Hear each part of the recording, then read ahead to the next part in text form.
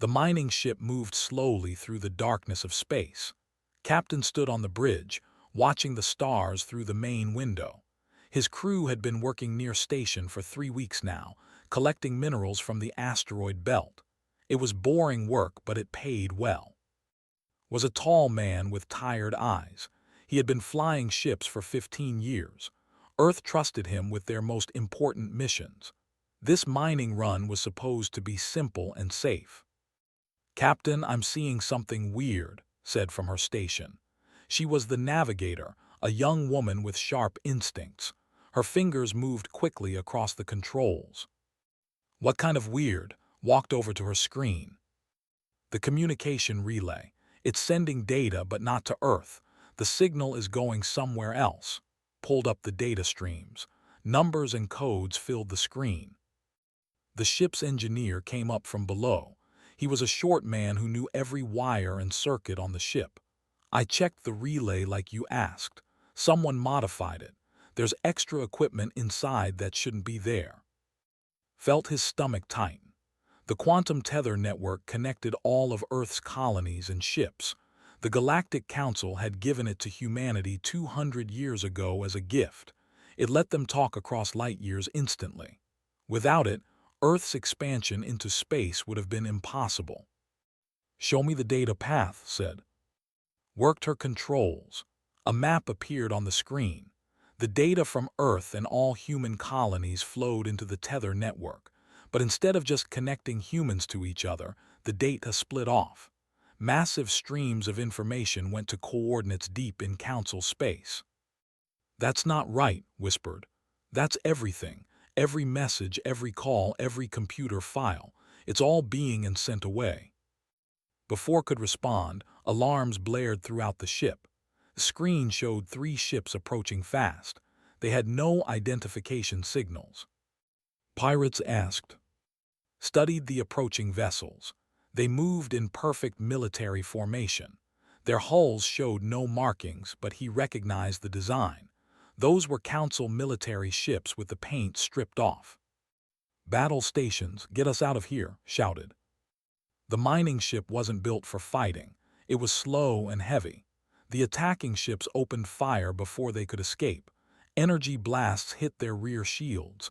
The whole ship shook. "Shields at 60%, called out. "We can't take many more hits." Made a decision. "Grab all the data you can from that relay. Prepare to eject the cargo bay. We need to lose weight." "But Captain, that's 3 months of mining." "Do it." The cargo bay separated from the ship. Thousands of tons of valuable minerals drifted away. The ship jumped forward, suddenly much faster. Energy blasts barely missed them. Fingers flew over her controls. "I'm downloading everything I can. The relay is trying to stop me. There's some kind of security program activating." Another blast hit their side. Sparks flew from a control panel. Grabbed the ship's controls himself and threw them into a spin. The attacker's shots missed by meters. "Got it," pulled a data chip from her console. "I have proof of where the signals go and what they contain." "Jump to hyperspace, now," ordered. The ship's engines screamed. Space twisted around them. The attacking ships disappeared as they entered faster than light travel. They were safe, but barely. Slumped in his chair, his hands were shaking. "They tried to kill us. Council ships tried to kill us for finding that relay." "What was in the data?" asked. Plugged the chip into a secure computer. Her face went pale as she read. Everything. Every human thought sent through the network. Every new idea, every invention, every creative work. It's all being stolen and sent to the Council. Far away on Earth, Dr. Park sat in her laboratory. She was one of Earth's top scientists working on quantum computer development. For 5 years, she had been trying to create a stable quantum processor. Every time she got close, something went wrong. The equations would fail. The hardware would malfunction. It made no sense.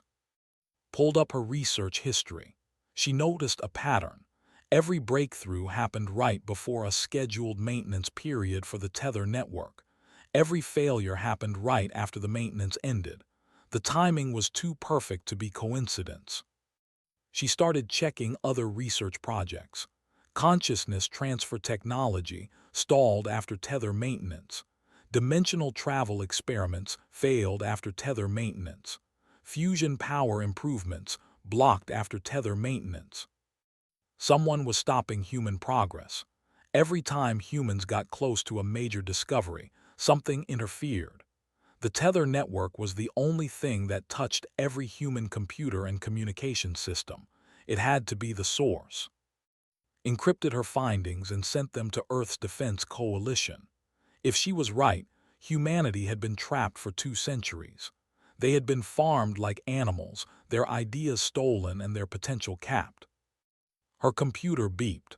A message appeared from Captain's ship. He was sending evidence of the data theft. His discovery matched her theory perfectly. Stood and looked out her window at the night sky. Somewhere up there, aliens were using humanity like a resource. They took human creativity and gave nothing real in return. The gift of the tether network was actually a chain. She wondered what humans could really do if those chains were broken. What could they achieve without invisible hands holding them back? The galaxy might not like the answer. Her fingers moved across her keyboard. She began writing a report that would change everything. The truth could not stay hidden anymore.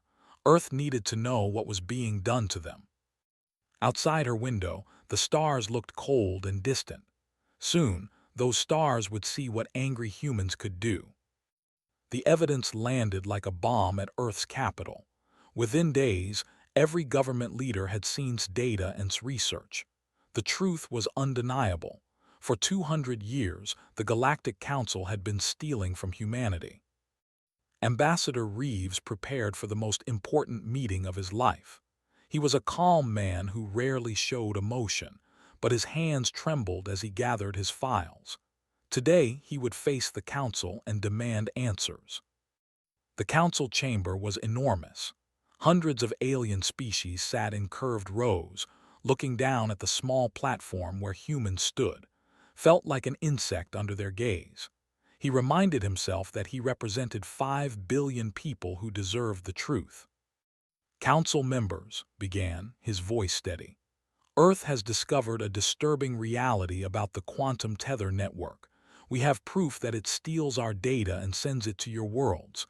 We have proof that it suppresses our technological development. We demand an explanation. The chamber erupted in noise. Aliens spoke in dozens of languages. Their translation devices created a wall of sound. The council speaker, a large being covered in blue scales, raised one limb for silence. Ambassador Reeves, these are serious accusations. Do you have evidence? Displayed the data on the chamber's main screens. Streams of information flowing from Earth to council worlds. Records of suppressed human research. Maintenance logs that matched exactly with human technological failures. The council members shifted uncomfortably. Some looked away, others whispered to their neighbors, knew he had them. Then Counselor stood up.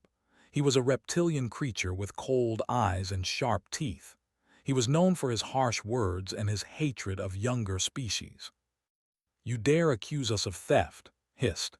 You primitive creatures should be grateful. We gave you the stars. We gave you faster-than-light travel. Without us, you would still be crawling in your dirt. You gave us chains, replied quietly. We gave you purpose. His voice grew louder. His anger made him careless. Your species is unique. Your minds create and innovate in ways our civilizations lost millions of years ago. We needed that creativity. We harvested it, yes, just as a farmer harvests crops. You are cognitive livestock, nothing more. The chamber went silent, realized his mistake too late. He had admitted everything. Felt ice in his chest. Livestock. That was how they saw humanity, not as people, not as equals, as animals to be farmed. So it's true, said. Everything, the theft, the suppression, all of it. The council speaker moved forward. Ambassador Reeves, counselor, spoke hastily. His words do not represent. His words represent the truth, interrupted. 200 years of lies end today. The chamber erupted again. Some council members seemed genuinely shocked, others looked guilty, a few looked defiant. The speaker called for order. When the noise died down, he spoke carefully. Perhaps we can reach a compromise. Earth can join the council as a junior member. We will provide advanced technology, protection, and trade opportunities. In exchange, you continue to participate in the Tether network on a voluntary basis. Almost laughed. Voluntary? You mean we keep being your resource, but you promise to be nicer about it? You have 5 billion people, another counselor said. We have 40 trillion. You cannot stand against the galaxy. This compromise is generous. Back on Earth, the council's offer was broadcast everywhere. The debate raged for weeks. Some people wanted to accept. The technology and protection seemed valuable. Earth was weak compared to the galaxy's massive civilizations. But others remembered words, cognitive livestock. They would never forget being called animals. General Cross stood before Earth's military leadership. She was a thin woman with gray hair and eyes that had seen too many battles. She commanded Earth's entire defense force. We have one option, said. We cut the line. We destroy every tether relay in human space. We sever ourselves completely from the galactic network. That means no faster-than-light communication, an admiral objected. Our colonies will be isolated. Ships will travel blind. We'll lose decades of progress. We'll lose our souls if we stay connected, replied. They're in our computers, our networks, our minds. Every thought we think is being stolen. Every innovation we create is being taken. We're not living our own lives anymore. Dr. Park spoke next. She had been studying the Tether network for months. There's something else. The network doesn't just steal, it suppresses. It sends harmonic interference patterns that disrupt human neural activity. It makes us less creative, less innovative. It keeps us manageable. She displayed her research. Brain scans of humans near active tether relays showed reduced activity in creative centers. Brain scans away from relays showed normal activity. The network was literally making humans dumber. If we shut it down, continued, we might discover abilities we never knew we had. Our potential has been capped for 2 centuries. I want to know what we can really do. The vote was held worldwide. Every human old enough to understand could vote. The question was simple: freedom or connection, independence or the galaxy. 68% chose freedom. Return to the council with Earth's answer. We reject your offer. Within 30 days, we will disconnect from the Tether network. We will destroy every relay station. We choose isolation over slavery. Laughed, you'll die out there alone. You'll beg to come back. Maybe, said, but we'll die free. He left the chamber. Behind him, the council members argued and shouted. Some wanted to let Earth go. Others wanted to force them back into the network. A few wondered if humanity might actually survive. On Earth, preparations began. Engineer Wu led teams across human space. They identified every tether relay station, 47 installations on planets, moons, and space stations. All had to be destroyed within 90 seconds, or the network's automated defenses would activate and stop them. Captain received new orders. His mining ship was reassigned. He now commanded a combat fleet of 20 vessels. Their target was the largest relay station of all, a massive installation called the Loom. It was protected by Council warships and defensive satellites. They'll fight to protect it, said, studying tactical displays. I know, replied, but we fight anyway. The countdown began. 30 days until humanity cut itself off from the galaxy. 30 days until they discovered if freedom was worth the cost. The day arrived cold and clear. Across human space, 47 teams prepared for the most important operation in Earth's history. Every tether relay had to die at the same moment, or the mission would fail. Engineer Wu floated in his spacesuit outside the relay station on Luna, Earth's moon. His team had spent days planting explosives throughout the structure. The charges were small but precise, designed to shatter the quantum cores that powered the relay. 5 minutes to synchronize detonation, his radio crackled. All teams report ready. Wu checked his charges one last time. He thought about his daughter back on Earth. She was only 6 years old. He wondered what kind of world she would grow up in after today. Free but alone, or still connected but enslaved. There was no going back from this choice. Meanwhile, Captain's fleet moved toward the loom. The massive relay station hung in space like a mechanical moon. It was beautiful in a terrible way, all gleaming metal and pulsing energy. 20 Council warships surrounded it in defensive positions. His force was smaller, 20 human ships against their 20 warships, but his ships were faster, built for quick strikes rather than long battles. His crews were angry and motivated. They knew what they were fighting for. Enemy ships are powering weapons, reported. They're warning us to turn back. Ignore them, said. All ships begin attack pattern Delta. Stay spread out and keep moving. The human fleet scattered like birds. They came at the loom from different angles, forcing the Council ships to split their attention. Energy beams cut through space. The first human ship took a direct hit and exploded. 7 crew members died instantly. Felt each loss like a knife, but he could not stop. Too much depended on this. Pilot Sora flew her fighter through the chaos. She was young, barely 22, with reflexes that made her one of Earth's best pilots. Her fighter was tiny compared to the massive warships, fast enough to dodge most fire. Sora, what are you doing? His voice came over her radio. Something crazy, Captain. Just trust me. Her fighter was loaded with experimental weapons, EMP missiles that could disrupt electronics.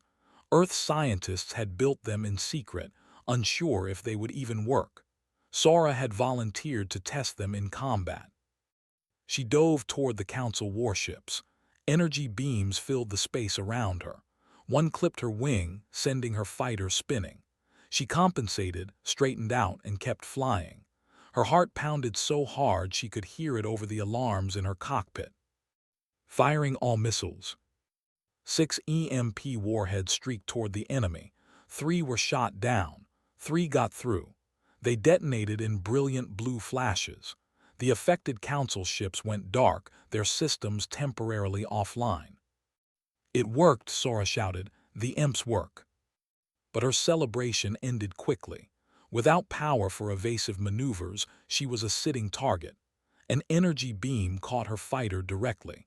The entire craft shook apart around her. Her last thought before the explosion was that she hoped her sacrifice mattered. The EMP strikes gave fleet the opening they needed. 3 Council warships were disabled. The human ships pressed the advantage, focusing fire on the loom's defensive satellites. Can you get us close enough to the loom? Asked. The defenses are too thick. We'd be destroyed before we reached it. Spoke up from engineering. What if we don't go to it? What if we send something smaller? He explained his plan. They would load a shuttle with their best hacker equipment and set it on automatic pilot. If they could get it inside the loom's shields, could hack in remotely. That's a long shot, said. Better than no shot, replied. They launched the shuttle. It dodged and weaved through defensive fire, moving randomly to avoid targeting computers. A dozen beams missed it by meters. Then it slipped through a gap in the shields and latched onto the loom's outer hull. I'm in. Fingers moved like lightning across her controls. She fought through the loom's security programs, breaking codes and bypassing firewalls. Sweat dripped down her face. The loom's computers were vast. She could see the entire network from inside. Every human message, every human thought, every human dream flowing through like rivers of data. All of it being analyzed and sent to Council worlds. She could also see the suppression programs. subtle interference patterns designed to limit human creativity. They had been running for 200 years, quietly holding humanity back from its true potential. Felt rage burn through her. They had stolen so much. Not just ideas, but possibilities. How many humans had died without achieving what they could have? How many inventions were never created because the network dulled their minds? 20 seconds to synchronize detonation, the countdown announced. Uploaded her virus, but it was not designed to destroy. It was designed to broadcast a message to every being in the galaxy who used the Tether network. The message was simple: we are not your resource, we are not your livestock, we are done. 10 seconds.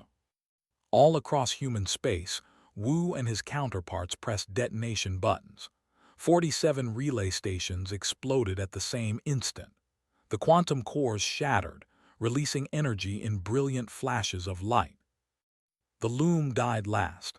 Its virus spread through it first, broadcasting humanity's message to trillions of aliens.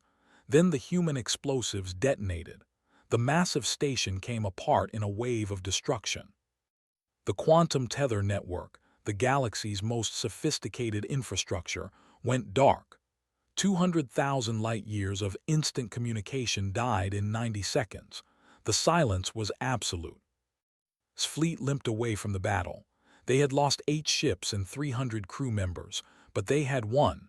The line was cut. On Earth, people watched the sky. They felt the network die. Every computer connected to it flickered and went offline. Then silence. They were alone now, truly alone in the universe. Some people cried, some cheered. Most just stood quietly, wondering what came next. Dr. Park felt the suppression field disappear. It was like a weight lifting from her mind. Ideas flowed that had been blocked for years. Equations solved themselves. Possibilities opened up like flowers blooming. She ran to her laboratory and started working. For the first time in her life, her mind was completely free. Far away in council space, trillions of aliens stared at dead screens. Their networks were gone. Their connection to human creativity was severed.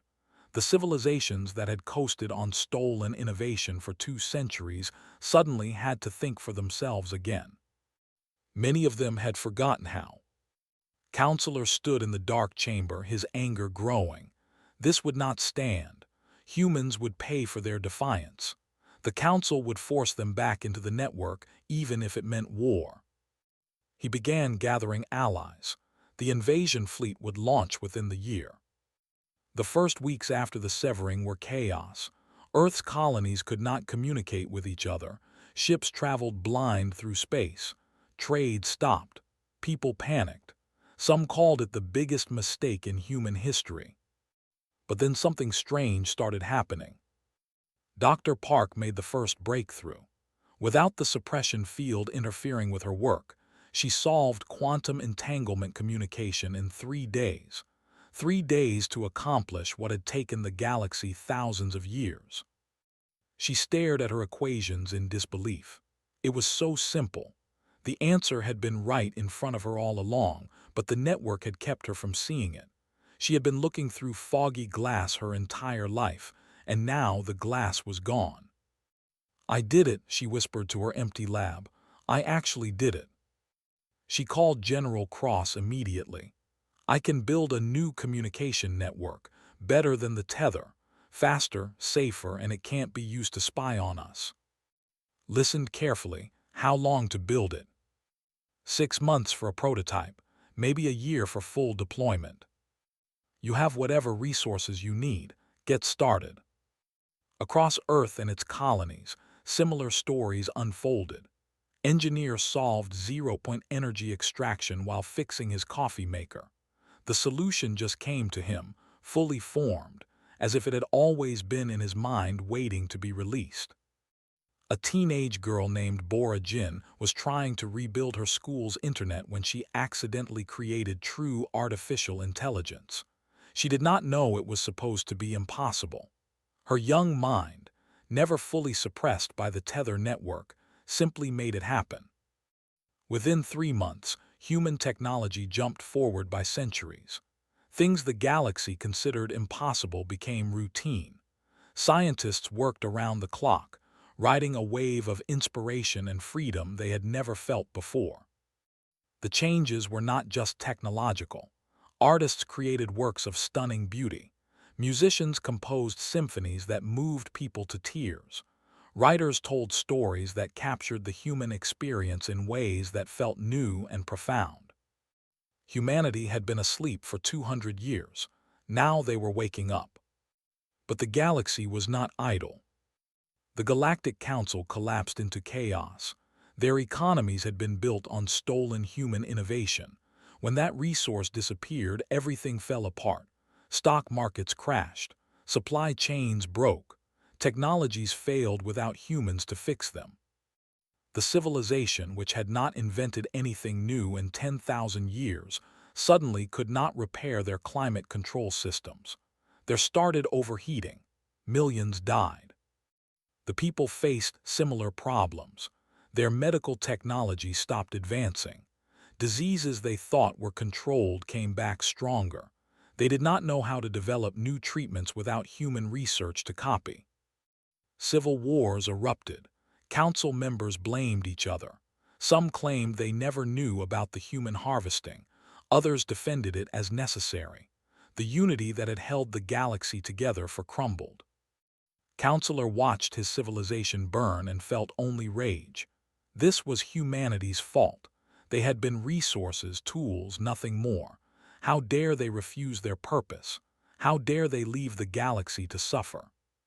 He gathered a coalition of angry council members, those whose worlds were failing, whose people were dying, who blamed humans for their problems. Together they built an invasion fleet.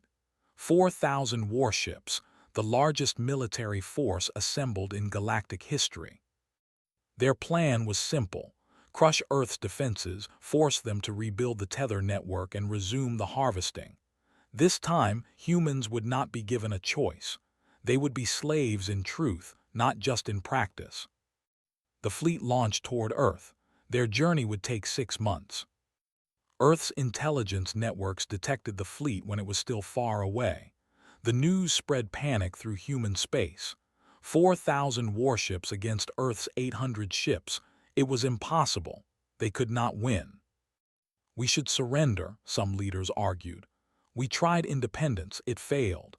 Better to survive as slaves than die free. General Cross stood before Earth's council. We knew this was coming. We prepared for it. Prepared how? A counselor demanded. We're outnumbered 5-1. Show them, said to her staff. The screens lit up with images of Earth's new shipyards. In 6 months, using techniques developed, they had built ships at impossible speeds. Nanoconstruction technology let them grow vessels molecule by molecule. What used to take years now took days. But it was not just the number of ships. The ships themselves were revolutionary. Human engineers had taken galactic technology and improved it beyond recognition. Faster engines, stronger shields, weapons that made council armaments look like toys. We have 800 ships, said, but each one is worth 10 of theirs. Captain walked the deck of his new flagship, the Unbroken. It was beautiful, sleek, and deadly, built with technology that did not exist 6 months ago. He ran his hand along the wall and felt the hum of the antimatter reactor beneath. His crew was young. Most had never seen real combat, but they trained hard, knowing what was coming. Pilot Sara was among them. She had survived her fighter's destruction thanks to experimental teleportation technology that activated when her ship exploded. She had materialized in the sick bay of ship, unconscious but alive. I heard you died, had said when she woke up. I got better, Sora replied with a weak smile. Now she commanded an entire fighter wing. Young pilots who flew with the same fearless intensity she showed at the loom. They called themselves Sora's ghosts because they fought like they were already dead. The invasion fleet grew closer, 3 months away, then 2, then 1. Dr. Park completed the Horizon network just in time. Instantly, Earth's colonies and ships could communicate again. But this network was different. It was clean, pure human. No spying, no suppression, just connection. The first message sent through the network was simple: we stand together. 5 billion humans prepared for war. They built bunkers. They trained militias. They said goodbye to loved ones. The galaxy was coming to put them back in chains, and they would die before allowing it. On the Council flagship, watched Earth grow larger on his screens. The primitive planet looked so small and fragile, he would crush it easily. Send them a final demand for surrender, he ordered. The message reached Earth's leadership. Read it aloud. Submit to Council authority. Rebuild the Tether network. Accept your role as resources for galactic civilization. Refuse, and we will destroy your world. She deleted the message without responding. All ships to battle stations, she ordered. Let's show them what free humans can do. The two fleets moved toward each other through the darkness of space. The galaxy's old guard against humanity's new fire. In days, the battle would begin. The Council fleet arrived at Earth like a storm. 4,000 warships spread across space in perfect formation. Their weapons could crack planets. Their shields could withstand stars. They had crushed rebellions for 10,000 years. Admiral stood on the bridge of the Unbroken and watched them come. He had been promoted after the Loom operation. Now he commanded all of Earth's military forces. 800 ships against 4,000. The odds were terrible. But smiled anyway. All ships activate the new shields, he ordered. Let's see if modifications work. Throughout the human fleet, shields powered up. But these were not normal shields. They used quantum phase technology that had developed. Energy weapons would pass through one phase while solid matter was blocked by another. The Council had never seen anything like it. Counselor gave the order to attack. Destroy them. The Council fleet opened fire. Thousands of energy beams crossed space, enough firepower to obliterate entire moons. They hit the human fleet directly and passed right through the shields without causing any damage. Stared at his screens in confusion. What? How? Return fire, said calmly. The human ships fired their new antimatter cannons. These weapons did not pass through the quantum shields. They hit the Council ships hard. 3 enemy vessels exploded immediately. 5 more went dark, their systems destroyed. The Council fleet broke formation in surprise. They had expected an easy victory. Instead, they were bleeding. Press the advantage. Sora, take your fighters in, hit their command ships. Pilot Sora led her wing of 300 fighters into the enemy fleet. They were small and fast, dancing through space like insects. The Council's targeting computers could not track them properly. Human pilots flew with instinct and creativity that no algorithm could predict. Sora's fighter wove between 2 massive warships. She fired missiles at their engines, then dove away before return fire could catch her. Behind her, both ships listed to the side, their propulsion damaged. This is for everyone you tried to enslave, she shouted, though no one could hear her inside the cockpit. Her fighters scattered throughout the enemy formation. They struck weak points, destroyed communication arrays, and caused chaos. The massive Council fleet started to look confused and disorganized. On Earth, people watched the battle through the Horizon network. Every human could see the fight in real time. They saw their small fleet dancing around the giant enemy force. They saw Council ships exploding. They saw that maybe, just maybe, they could actually win. The battle raged for 3 hours. Ships on both sides exploded in silent flashes of light. Debris filled the space around Earth. Lost 50 ships, 400 crew members, but the Council lost 300 vessels. The Council fleet began to retreat. Their commanders could not believe what was happening. They were losing. They were actually losing to primitive humans. No, screamed. We outnumber them, we have superior numbers, attack, attack. But the Council ships continued to pull back. Their crews had no motivation to die for a hopeless cause. They had been told this would be easy. Instead, it was a nightmare. Watch them go, he did not pursue, he had made his point. Broadcast on all frequencies, I want to talk to their commander. His face appeared on the main screen, his reptilian features twisted with rage. You cannot win, human. We will return with more ships. We will crush you.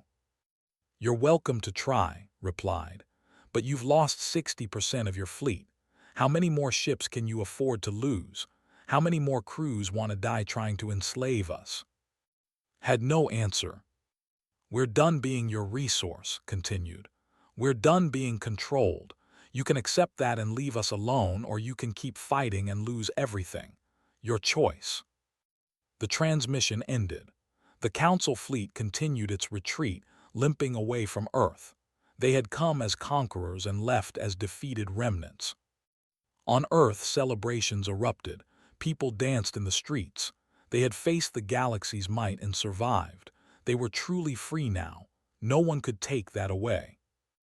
But did not celebrate yet. He knew the war was not over. The Council would regroup, reconsider, maybe come back. Earth needed to be ready. Ambassador Reeves sat in his office, drafting a new message to the Galactic Council. It was time to set terms. Earth would not be pushed around anymore. He wrote carefully, choosing each word. The message explained that Earth was now the Terran Alliance, a union of all human colonies and settlements. They would accept diplomatic relations with other civilizations, but only as equals. Any attempt to force them back into the tether network would be met with military force. Then he added something else. Dr. Park had given him a gift, the complete archives of the tether network, 200 years of Council crimes, all documented, and every piece of data they stole, every civilization they deceived, every cover-up and lie. Release the archives to every species in the galaxy. Council governments had hidden the truth from their own people.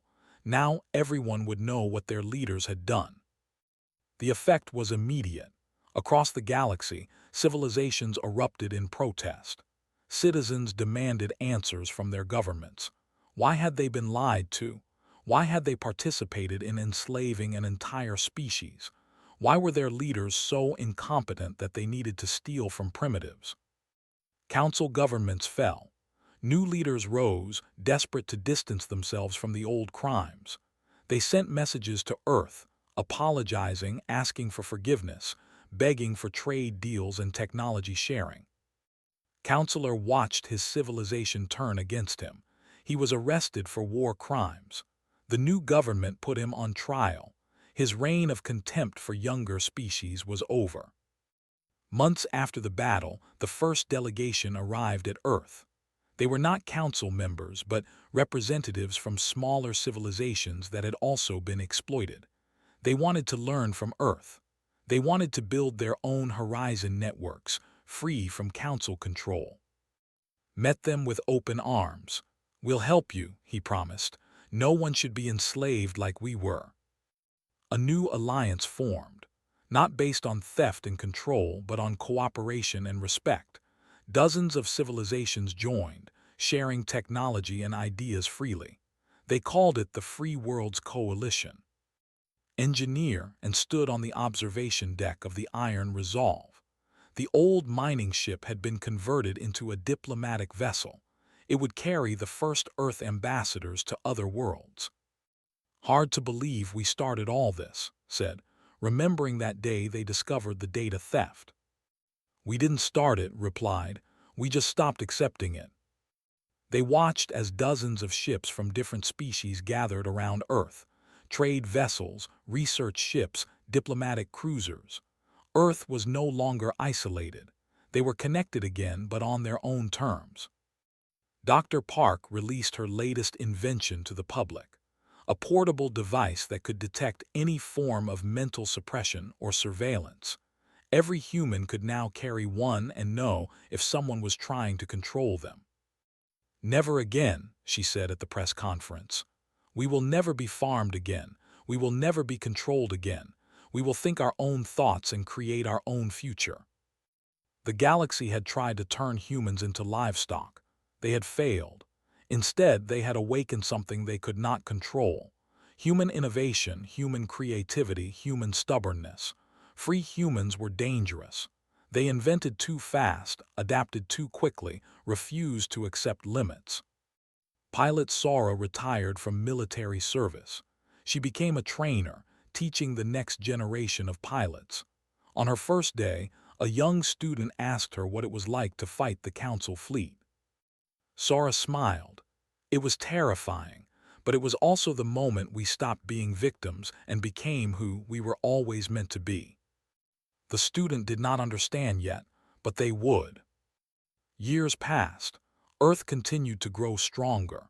Their technology advanced beyond anything the galaxy had seen. They became the innovators, the creators, the problem solvers that everyone came to for help.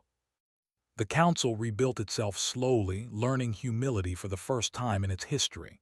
They asked Earth for a treaty, not as masters to servants, but as equals. Admiral, now older and gray, signed the treaty on behalf of humanity. He thought about all those who died to reach this moment. Sora and her pilots, the crew members lost at the loom, the people who sacrificed everything for freedom. "This is for them," he said quietly. The galaxy had tried to control Earth. They had tried to harvest human potential. They had tried to keep humanity small and manageable.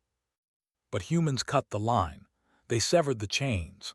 They chose freedom over safety, independence over comfort. And in doing so, they became what the galaxy feared most: a civilization that could not be controlled, could not be predicted, and could not be stopped. The schemes had ended. The harvest was over. Humanity walked into the future on their own terms, free and unstoppable. The galaxy would have to adapt, because humans were no longer anyone's resource. They were no one's livestock. They were simply human, and that was enough.